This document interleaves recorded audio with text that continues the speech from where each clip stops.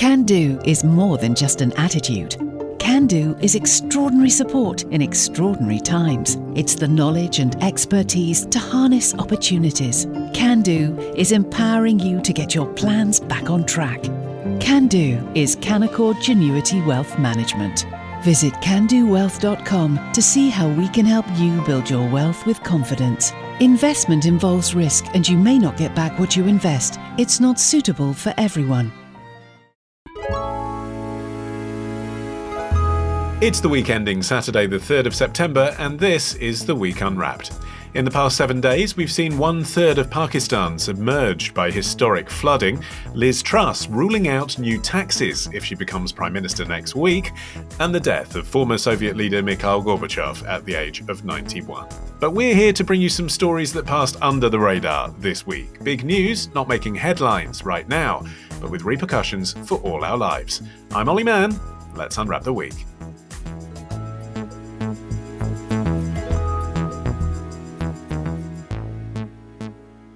And joining me today from Money Week and the Money Edit, it's Guy Anker. From Daily History Podcast, The Retrospectors, it's Arion McNicoll. And back from the Edinburgh Fringe, it's comedy genius Suchandrika Chakrabarti. How did it go? It was grueling and intense and fun, and I found an ending for my show, which I didn't really have before, and I saw lots of other people's shows. And it was just really good. You don't need an ending for a show. You just ad-lib with a glib punchline. That's what I do every week. More of that later. Arion, you're up first. What do you think this week should be remembered for? This week, the so-called man of the whole was mourned by the whole of man. Deep within the rainforest exists a man who lives entirely on his own. His name is unknown, so officials refer to him simply as the man of the whole. He's believed to be the last remaining member of his tribe, a one-member village. No one knows exactly what tribe he belongs to, and no one can understand him. He speaks a language that has practically gone extinct. Uncontacted tribe with only one member there. A video from the infographics show. You can find the full thing on YouTube. Arion, is this your way of saying you want to go and live in the rainforest?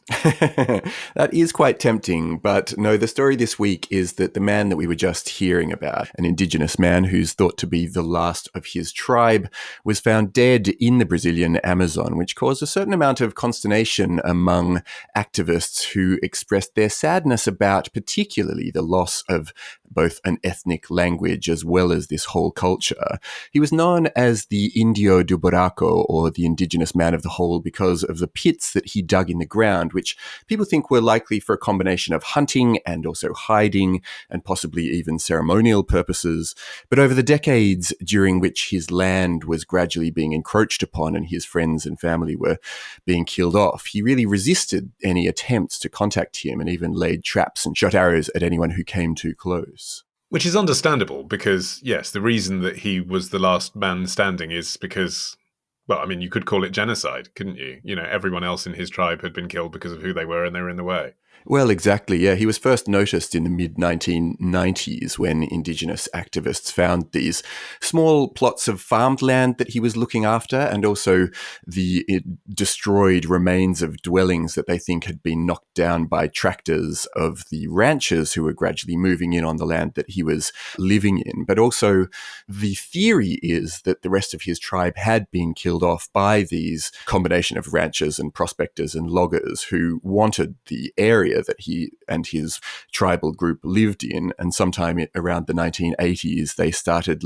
first of all, leaving these offerings of sugar for him, and then gradually delivering them rat poison that killed everyone except for him. So yeah, you're right. There's a reason why he wanted to keep as far away from the rest of us as possible. Guy, did you know about this stuff? Because I was under the impression, I'll be honest, that remote tribes were a lot less remote these days. You know, Maasai people often welcome tourists in now, don't they? Some tribes people have mobile phones. This is what you hear. Are you surprised to learn that truly remote tribes people still exist? Very surprised. I mean, the first I heard about this is when we were talking off air about this. It sort of has a Dances with Wolves feel to it. Unfortunately, they didn't have a Kevin Costner to help them out in this case, and it's a very sad story. But no, I mean, as somebody who lives in London and always lived in a very urban environment, you know, just reading about this, obviously it's both sad but also very interesting. As you say, I don't think we really think anymore about the remoteness because, as you said, Ollie, a lot of these communities do like to let people in in certain parts of the world. So no, I hadn't heard of it until this. But Suchandrika, these groups are under threat, aren't they? There are numbers reducing, not just obviously in his tribe, which is now down to 0, but in lots of others. Yes, they've not been protected under the current president, Bolsonaro. So the number of tribes whose land is under threat has soared since he came into power a few years ago in 2018. So there are invasions on indigenous land. There are farmers who are quote unquote squatting on this land. They're now given new rights in order to say that the land is theirs. And so it takes it away from indigenous people and means that their lives are ever narrower and they're exposed to more danger. And as you know, this last man of his tribe, he was afraid of the rest of humanity with very good reason.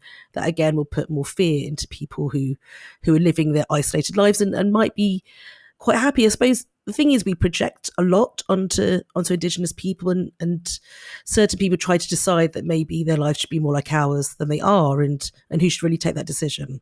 But the main thing is if they don't have land to live on, what do they do? It's interesting you mentioned Bolsonaro specifically because in the upcoming elections in Brazil, there are a record 181 candidates who identify as indigenous who are campaigning. Do you think that could change the situation?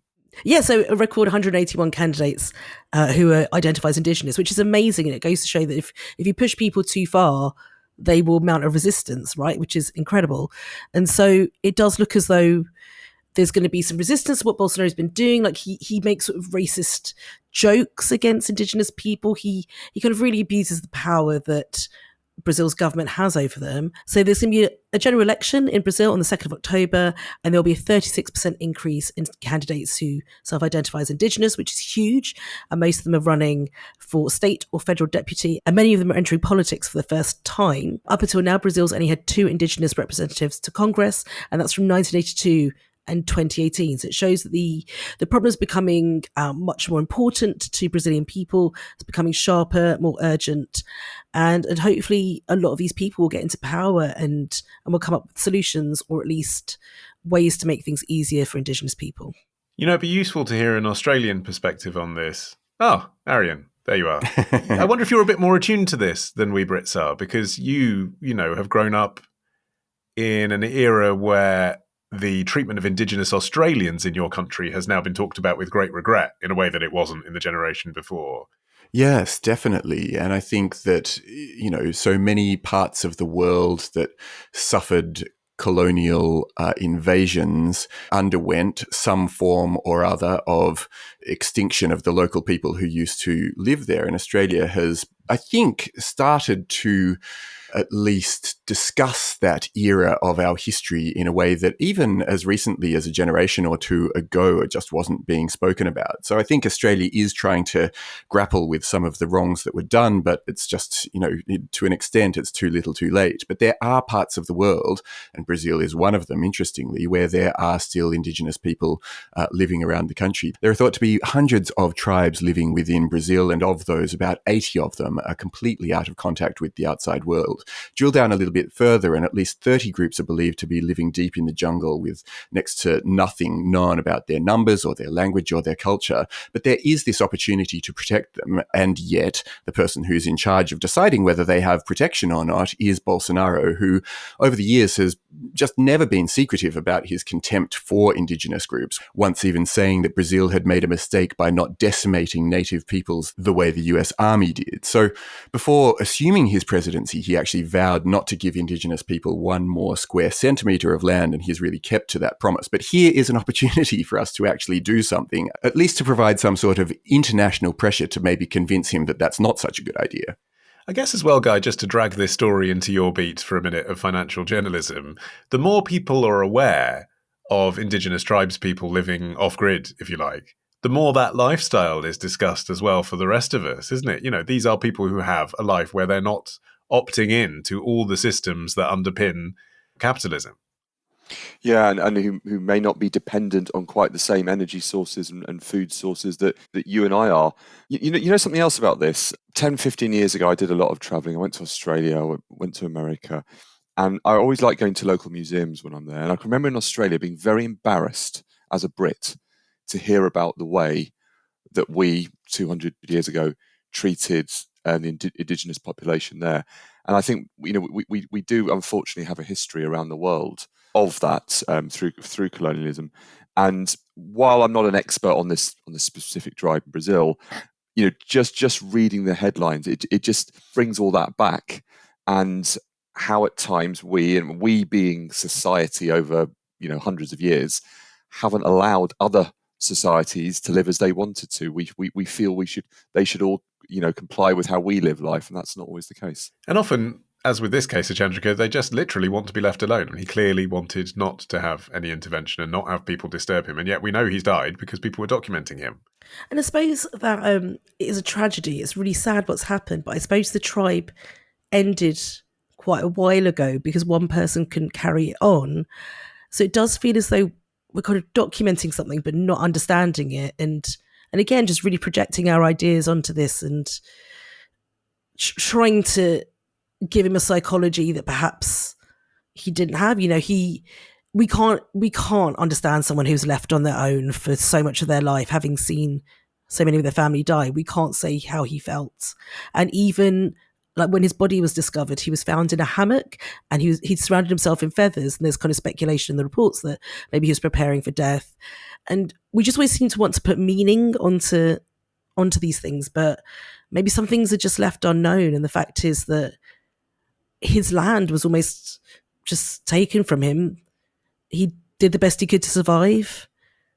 We're never getting a sense of closure from this story because what should have been done is actually help him. So, yeah, I think trying to find meaning or trying to understand him is not the most helpful thing to do here when farmers are getting more and more rights in Brazil to take land away from other tribes, are having their existences pulled out from under their feet. That's probably the more important thing to do. I think that's a really important point, and we have to make sure that we temper our own curiosity about tribal groups that are wanting to stay uncontacted with a respect for their desire not to have any communication with us. And we know that the times that formerly uncontacted groups have been met, then they've often contracted diseases like flu or measles, which, they have no natural immunity to. And that in itself has caused havoc with their populations, let alone the fact that often the contact that's made has a twin purpose, either because the people who are coming want to take their land or because they want to, inverted commas, civilize them in some way. So I think there does need to be a certain amount of respect for that. But there are ways that we can actually do this. There's an international law that's been designed to secure tribal people's land, which is called the International Labour Organization Convention 169. But most governments refuse to ratify it. It's actually been around since 1989, but only 23 countries have signed up to it so far. The UK government hasn't ratified it because they say it's not relevant because there's no tribal people who live here. But of course, UK companies continue to do business in countries with tribal groups, and through Britain's overseas development budget, our taxes fund plenty of projects that affect tribal groups themselves. So Survival International, which is an organization that tries to defend these tribal peoples, suggests that one thing that ordinary people can do is to write to their MPs and ask them to support ratifying the convention. I know that seems a bit pie in the sky, and I know that MPs get all sorts of interesting things in their inboxes, but if you do feel particularly moved by this story, that could be a thing that you personally can do to get involved. So it's called ILO 169, and if you do care about it, you can go to Survival International's website to find out more. Yeah. I don't know if it's true that there's no Indigenous people here. That runs contrary to what people have told me on phone in radio. Suchandrika, I'm coming to you next after this.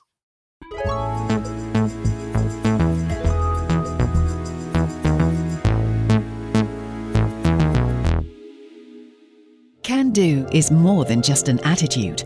Can do is extraordinary support in extraordinary times. It's the knowledge and expertise to harness opportunities. Can do is empowering you to get your plans back on track. Can do is Canaccord Genuity Wealth Management. Visit candowealth.com to see how we can help you build your wealth with confidence. Investment involves risk, and you may not get back what you invest. It's not suitable for everyone.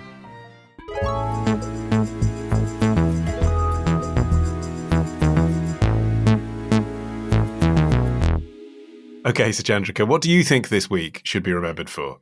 Are comedy fans falling out of love with the Fringe? For the past 75 years, the world has flocked here for a festival of theatre, art and comedy, known as the Edinburgh Festival Fringe. I think the Fringe represents the holy grail of arts festivals. It's an apocalyptic free-for-all where nobody is really in charge. Comedians Rose Matafeo and Nish Kumar talking to BBC documentary The Fringe, Fame and Me, which you can watch on iPlayer. Okay, so Suchandrika, you've been on holiday. You want to tell us about it? This is like a school essay. What happened in Edinburgh then? What do you want to talk about? What's the story of the week? Oh man, what a relaxing time I had. Yes, so ticket sales across the Fringe this year are down 26.7% on 2019's figures. So the organisers have announced this, and that's kind of worrying, although we'll add that the number of shows are down 12%. But the fact that there's been such a drop in the last couple of years, obviously we've had the Fringe cancelled in 2020 and there was a reduced version in 2021 because of the pandemic. But that is a huge drop, and people are kind of asking the question, why? What can we do? There are several factors that make Edinburgh very expensive for people involved. Can we change those? And lots of people are coming up with ideas for why this is happening. Why? So why? I mean, we don't know yet. It's probably too soon to say. I mean, I've only just finished all my sleeping, so I don't know what these guys are up to, how they're working with numbers. I mean, certainly we are facing a cost of living crisis. And so when I signed up to do Edinburgh, I mean, we are talking much earlier this year. Maybe I would have done it differently. Maybe I would have tried to do it in a cheaper way. So yeah, let's talk through that, because some people might hear you say cost of living and think, well, hold on, there's free shows in Edinburgh, and even if you go to the premium ones, it only costs 20 quid a ticket. What's so difficult about affording Edinburgh Festival as a punter? But it's not that, is it? You're talking about for the performers actually going there and staying there and publicising your show. Do you mind me asking, how much did you spend to publicise what you were doing, which was, you know, a fairly small one-woman effort? Yeah, so my venue is like 1,500, so that's quite a lot already. Mine was a paid for one. I probably would go free Fringe next time, but I needed a projector, and so I could guarantee I had a room with one, which with the free Fringe you can't guarantee what you're going to get. And then accommodation was like 1,000, so already we're on 2,500. So that is a lot of money. So that's how the cost of living plays into this. I mean, Guy, I know that Edinburgh prides itself on being the biggest and the best, but would it really be such a bad thing if it got a bit smaller? I mean, it actually dominates the city in a way that a lot of the locals hate. And there is a lot of crap on. I mean, actually, you know, if some people can't afford to go up there and do their show, maybe it make them think twice before they take the risk. I went there about 10 years ago and absolutely loved it. So I'm not going to criticise it. But I don't know enough about, you know, what's on. As Suchandrika said, the cost of living crisis is likely to be very central to this issue. So we just heard about the cost of performers, of course. If you're, you know, when we look at ticket sales being down nearly 30%, if you're looking at as to the whys, I think it's pretty obvious. Accommodation's very expensive right across the UK. It's not just an Edinburgh problem; it's a UK problem.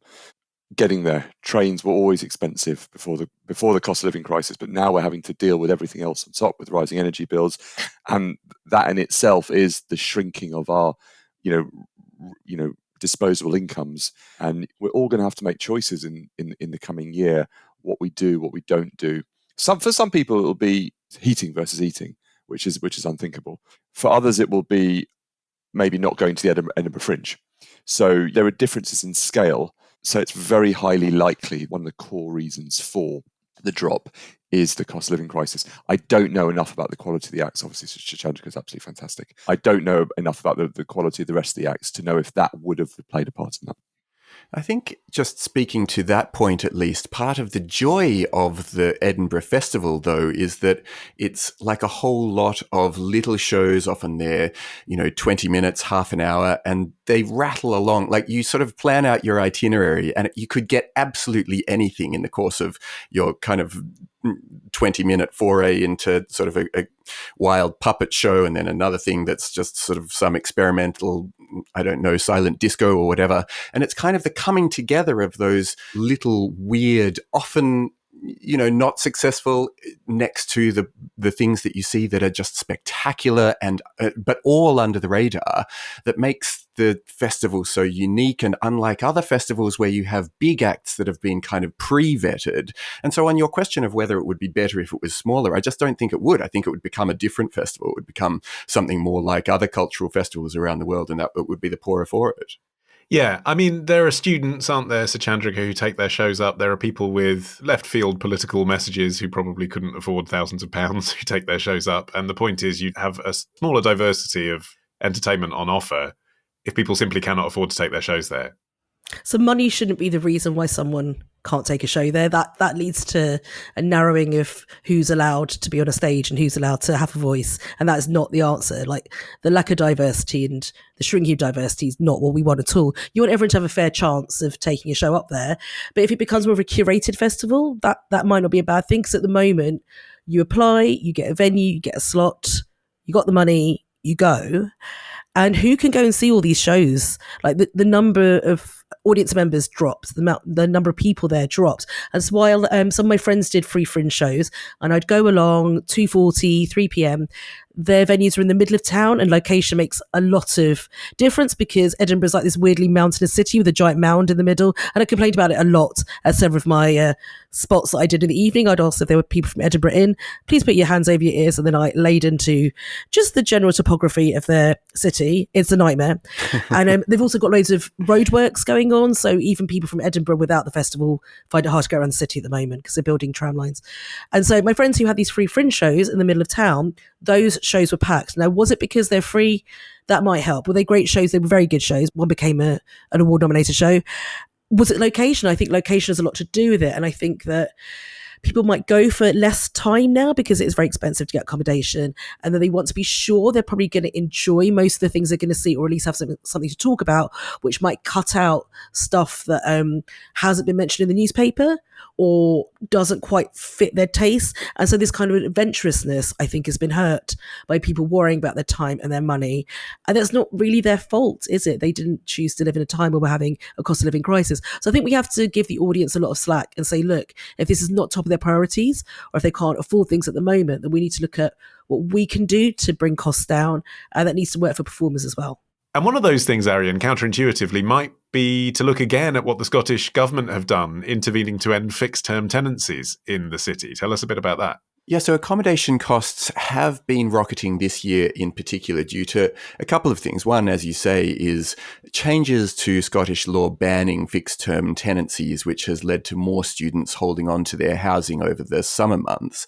But also there have been restrictions on short-term lets, which have been introduced by the Scottish government with the best of intention to try to reduce the problem, I suppose, of people renting out their flats as Airbnbs and reducing the number of actual Edinburgh people, like Edinburgh citizens who live in the city of Edinburgh. But what it means is that there are fewer Airbnbs across the city, and then those ones that still do exist are able to hike their prices up much more. So there's this dearth of housing available, and consequently, as supply is down and demand goes up naturally because we've got a huge festival with loads of people piling into town, then the prices have got extortionate. And I think something does need to be done to possibly reverse that. Again, that legislation that was brought in with the best of intentions, but has actually served to damage the festival itself. Yeah, it's interesting, isn't it, Guy, how financial legislation can have unintended consequences like that. Let's make sure the students can keep their flats, but then by doing so, you're actually stopping students from Durham or Leeds or Manchester being able to afford to go up to Edinburgh with their shows. Yeah, and Arion summed it up perfectly. This is old school economics, supply and demand. What's effectively happened is the supply has shrunk. Demand is higher because it's summer anyway, plus you got the festival itself, and that allows accommodation providers to put their prices up. And that creates a double whammy, for festival goers, because, as I said, the UK is already an expensive place to find accommodation, and then you have this on top of that as well. And I would have thought, of course, you're going to get elements of the local community that are against it, but I would have thought, as a macro, economically, it's healthy to bring more people to Edinburgh. So I think that, the authorities there might want to look at that for future years. There were also, weren't there, Suchandrika, some specific issues to do with the organisation of the Fringe Festival this year? There wasn't an app. I understand, which is obviously quite a kind of cornerstone of how young people buy tickets for stuff these days. Yeah, there wasn't an app. There wasn't like above the line kind of thing. Like when we signed up, you pay £200 to £400 to register and get your show in the Fringe brochure. You don't have to do that, but it makes it more findable, and being findable is a big challenge. And it was only quite late in the day that we figured out there wasn't an app. There wasn't an announcement until rumors had spread like wildfire. So that wasn't done in the best way. So what the app would do, why it was so good, is that say you're walking along Cowgate, which is Edinburgh's on like 2 levels because it is made from mountains. You're really resentful towards the hills and the geology of Scotland. Old Achilles tendon injury flare back up. Like I got on that bus after not too long, but so you're on Cowgate and you're like, right, I've got an hour and a half before I've got to do XYZ. I just want to see a show. I want comedy. And then you can just look at the app and it'll tell you what's nearby. And a lot of people who are not big names, who do not have the perfect location, they would get people just walking in. And so I mean, it's really hard to say, but generally when you're doing the full run, and that's another thing to look at, do we all need to do full runs of 3-ish weeks? Some of the nominees for Best Show, they only did 2-week runs and they were still eligible. So there's a question there over how long we need to do. When you're doing those long runs, the classic pattern is, if you're like an unknown or brand new, is that first week, like, okay, weekends are good. Second week, it goes up little bit, slightly more audience, particularly if your show is good and there's word of mouth. And I was surprised by how much word of mouth there can be. And third week, you're really getting quite decent audiences in. And what we saw is week 3 was a drop in audience and people weren't coming up for that bank holiday. And it could be that train prices were up. There are more exciting places to go that are cheaper. Lots of reasons. There were lots of train cancellations and delays, not due to strikes, because the lines had been mined for copper. Okay, we're getting very deep in the weeds now. For those of us listening who have no intention of taking a show to Edinburgh Festival, Arion, there is a broader kind of cultural conversation about this, isn't there? Because most of us listening probably at some point go to a live event or perhaps work in fields that are affected around live events. Where I remember you on this show, well, our sister show Culture Unwrapped at the end of 2020, confidently predicted that 2021 would be the year where everyone went back to live events in their droves. You weren't to know there'd be another COVID spike. But here we are in 2022. And, maybe this is the C word. Maybe it is still just, people have not adjusted back to normal. And it's unfair to compare 2022 with 2019. You've got to compare it with, 2016 or something, because the growth we were seeing in this kind of thing, you're not going to get that back straight away.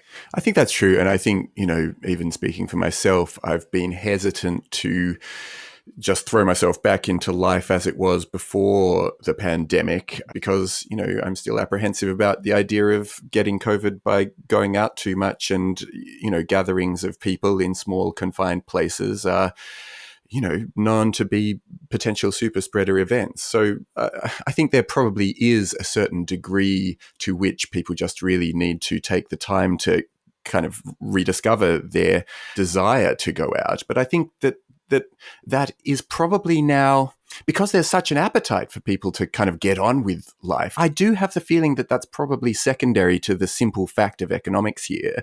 And I think that there are very practical things that could be done by the people who are organising the festival. For one, as well as getting an app out, they could also make sure that the program got done a bit earlier. Apparently, it was only actually completed in July.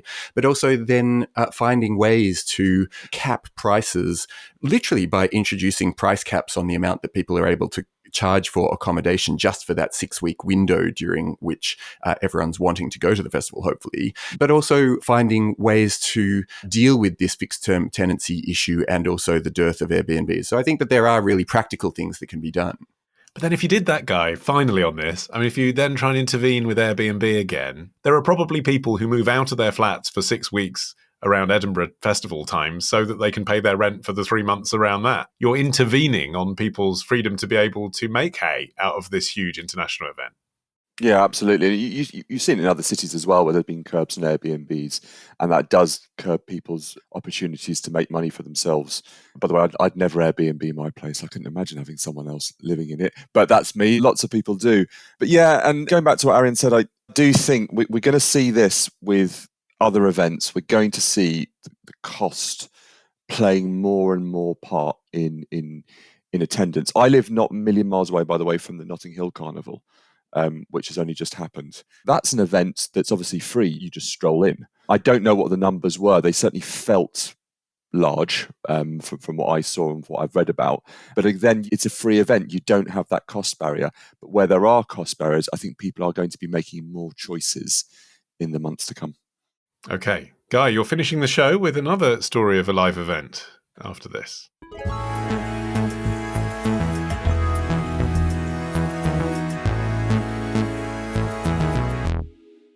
Okay, Guy, you're finishing the show. What do you think this week should be remembered for? The celebration police, when we are and when we aren't allowed to show happiness. Into context, I understand Arsenal fans celebrating in the manner that they did. I felt that the coach and his players over-celebrated a 2-1 win against Fulham. I think this sort of reaction to what happened yesterday from Arteta and co tells me how far they've fallen. Football pundit Richard Keys on Be In Sports on Sunday, reacting to Arsenal's celebrations when they won their game against Fulham the day before. Okay, Guy, what's the story? What happened? So Arsenal beat Fulham 2-1 on Saturday evening. There was a lot of happiness in the ground. I must declare an interest, by the way. I'm an Arsenal season ticket holder, but I wasn't at that game. I was actually abroad at a wedding on the day. That's why all decorum fell apart, clearly. Yes, when I'm there, it's all different. And you know, there was happiness, there was hugging and joy, but that's what live sporting events should be about. It's about being, showing happiness, showing joy, showing emotion's a good thing. But what happened was Richard Keys and Andy Gray, his co-pundits, on Saturday evening had a bit of a rant about why the Arsenal fans, the Arsenal players, the Arsenal manager were over-celebrating, only beating Fulham, which is a bit unfair on Fulham, that. What we just heard was their analysis on the Sunday. They backtrack a little. I think they sort of said it's okay for the fans to celebrate, but not the players and the staff. So their position was on Saturday, at the end of the match in which you've beaten a team. I mean, okay, yes, they had been relegated at one point, Fulham, but they're no longer. After you've beaten a team at the game that everyone's gone to see, that's important for everybody there, you shouldn't celebrate, or you shouldn't celebrate too enthusiastically? What were they actually saying? I think Andy Gray actually said in a different point, he said, I would have just walked off gingerly because we got away with that one. It's missing some important points. The analysis from Andy Gray and Richard Keys. There are these from a football perspective. You've just come from behind to win the game. You've won late on. That always creates, additional celebrations. You've also got a team that's on the up. There's a feel-good factor. Again, that's going to create additional celebration. But, if you look at the non-football side of it, people pay good money to go to events. We've just been talking about the cost of the Edinburgh Fringe Festival. Whatever it is, we pay good money. If we want to show happiness and joy when we're at events, well, we should be allowed to, especially when we're paying the sort of money that we pay for these events. I suppose the point, though, was, Suchandrika, when they say it was kind of out of scale because they were playing Fulham, the point was Arsenal have fallen so far from their peak. Note how I'm asking this question to you, not Guy. That it's an overreaction, that in the sense that it demonstrates how far they've fallen of late. That's the point, isn't it? They're not literally saying they shouldn't celebrate, but look, isn't it funny that this means so much to them? Yeah, I mean, look, I've got to declare that I'm not into football and I don't know what's going on. But it's a weirdly political thing to say, like, don't show how you feel. Don't show the fact that you've not been doing well. You've got to put a good face on it. And like, who is that good face for? Does it keep their value higher? As if for potential managers, potential players coming over? Is it about the finances of football and making sure you're getting the best people coming towards your team when it's transfer day? Like, isn't football a place where you can give into your emotions and really feel them and not be told how to express them? And it feels, odd. I mean, yes. Can I just say, common sense on this says yes, and I'm trying to bite my tongue. I don't really understand, Guy, in a way. Like, surely everyone who watches and cares about football thinks that you should be allowed to celebrate when your team win. And this was just one rogue comment that's been taken out of context, probably a joke, that's now become this viral moment. Doesn't everyone understand why you'd celebrate when you win a game? What is the discussion here? What are we even talking about? I think you're right logically. But the thing is, this isn't the first time we've had this discussion. February and March, the same discussions were being had again around Arsenal. Arsenal beat Wolves in that period, and Arsenal beat Aston Villa in that period. And there were some Wolves players and some Aston Villa players at the time making similar comments. That may have been because they were on the losing side, and that's their emotion coming through. But we did have this debate back in the spring. So this is reigniting that debate. I agree with you that there is a form of viral fuss over this. This probably wouldn't have been a talking point before social media. But I think beIN Sports have ramped it up as well. They realised the engagement they were getting on social media through this. It was actually their top pinned tweet when I had a look on Sunday was the original Richard Keys and Andy Gray piece. So there is an element of that. But look, hey, news stories become news stories because we're talking about them. We're talking about it now, but we're only talking about it because other people were talking about it. Maybe we're inflaming the story, but the story is there. And I think Suchandrika summed it up perfectly, which is, why shouldn't we show happiness? This is a good thing. And football is, and other sporting events are, places where we can let go, as long as, of course, it's the right letting go. In the 80s and 90s, and even more recently, to a less extent, there was a lot of violence around football. That's horrific. You don't want that. But people being happy, we should celebrate people being happy. Yeah. Also, I mean, if you go to a football match and there's a rough element that you don't particularly want to fraternise with, it's not when they score a goal that you're worried, is it? It's when things aren't going so well and the referee's made a bad decision. Who thinks that you shouldn't celebrate when you win a game? I still don't get it. I mean, I think that there has been a little bit of willful conflation of the two types of celebration that were going on in the ground that day. And Keys was, I think he was actually talking about the over-celebration of Arteta, who's the Arsenal manager, and the management themselves, and even maybe the players. And actually, Keys sought to clarify that when he took to his blog and he wrote, and I quote, "I'm not blaming the fans, I get it. Enjoy your wins, enjoy your day out. You've spent enough on it, but Arteta and his coaching staff went over the top. They were running around like they'd just won the Champions League." And I think that that's the thing that he wanted to get across, which was that this is kind of a comparative minnow, that one of the teams that's meant to be one of the greats of the Premier League historically should have expected to roll over. And here they were celebrating down on the field, at least, as if they'd had this great achievement, when in fact they'd just scraped a victory against a newly promoted side. But I think that, in response to that, we do live in this era of kind of badge slapping and Instagram celebrating and, bench cams that show what it means to the players and the manager, that, there's this great marketing push on the part of every single team to show how much each victory means to the players and to the managers, who, after all, are really just kind of glorified mercenaries who will go to whichever team has paid them the most. So it's in their interests to pretend that it matters to them. I think it also does matter to them because they're being paid a lot of money, and they continue to attract that sort of cash if they do well on the field. Well, and also, Suchandrika, a team like Arsenal is constituted of people from all over the world these days, right? They're not any longer all English. And this seems to me to be quite an English criticism, Keep it dignified, keep it sportsmanlike. Don't over-celebrate when you haven't got anything to, save it for when you win the World Cup. I mean, it's just not how anyone else in the world behaves, is it? You wouldn't expect that in Brazil or in South Africa, where some of these players are from. It's just this weird, British hangover thing of, stiff upper lip, isn't it? It's a really odd way of saying, why have you got the reaction to this thing that we don't have? This isn't a good enough victory. Save it for when you're winning against other Premier League teams. And it's like, okay, Dad? Are you my dad now, telling me how to celebrate football? And even though we are conflating the audience, they weren't being told how to behave by Richard Keys or by any of these pundits, but they will take their cues from what's being said about the players and think, well, this isn't worth us celebrating then. And then what do? They stay silent in the stadium. They leave a whole different kind of game, the atmosphere's gone. So that just feels like a really odd thing to do. And it does smack of this kind of the exchanges you get on Twitter when someone tweets something out, maybe it's fairly positive. They've got quite a following. They get people going, well, this tweet isn't for me in all these different ways. And it's yeah, not everything is for you.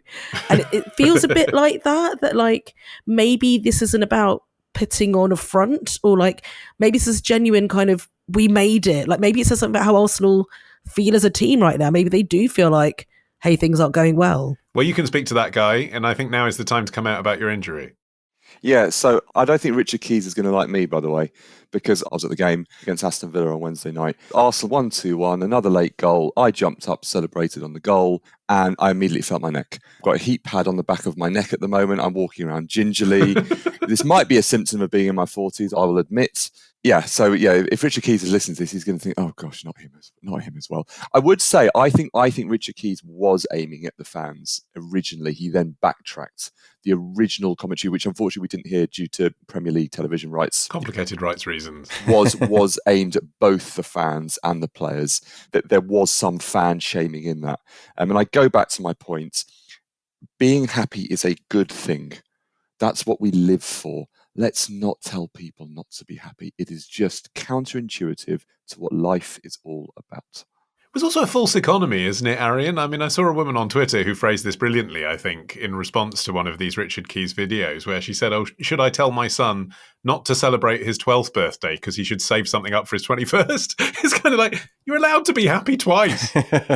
Yeah, you sure are. And, particularly when you think about the fact that, yes, Arsenal have been down and now they're, at least it looks like it, they're on the way back up. So this is cause for celebration. It's also particularly funny given that the Emirates has long been criticised as being this stadium with no atmosphere. And so suddenly now that it does have atmosphere and people are getting excited, now there's a new way to bash Arsenal supporters. And I think that you can't have it both ways. Either it's okay to celebrate and get out of your seat and have fun, or it's not. But it seems to me pretty obvious that actually a bit more atmosphere makes it more fun for everyone, particularly when, you have like the away supporters going for it and the home supporters are going for it. That's how you have the best day out. I think that's a really good point. The game against Aston Villa on Wednesday night, what might look like a mundane game, a game you should win. I've not heard a buzz like that in the ground, the Emirates, in a long, long time. And it's lovely. A friend of mine took his mum to the game, and first time she'd been, she was so excited. She thought this was the best thing ever. Just hearing that noise, and you don't normally associate that with Arsenal home games. That is fantastic. I would say that. I'm an Arsenal fan. If you're a Tottenham fan, you would disagree with me. But that also increases the likelihood of increased celebrations because people are happy. And when you're happy, you display more happiness. And you know what? Richard Keys would not have liked the atmosphere on Wednesday night either, because there was a lot of joy there. And again, people were happy, and that was great. So, Chandrika, you've said you're not a football fan. What makes you celebrate? In an undignified way, preferably. Oh, my God. Eurovision? No, I'm not into Eurovision. Olympics? The Oscars? Getting some sleep after coming back from the Edinburgh Fringe Festival. Yeah, that's my joy. I'll tell you one thing I will say, like this atmosphere thing is really important with a live event, right? I had rooms ranging from 4 people in the audience to like 20 something. And it's not always true that a 20 something audience gives you more or laughs more or is better. Like it feels better to have a more busy room, but it's not always the case. But I did have a room of 4 people, including my Airbnb host, one of them, and it was silent, and they were smiling and nodding and clapping. I could see all of them enjoying themselves, but like it was silent, and it feels bad. So I think in a way you are building these players up if you're whooping and hollering and going, "This is great, we really enjoy seeing you," even if yes, you should be playing bigger games against better sides.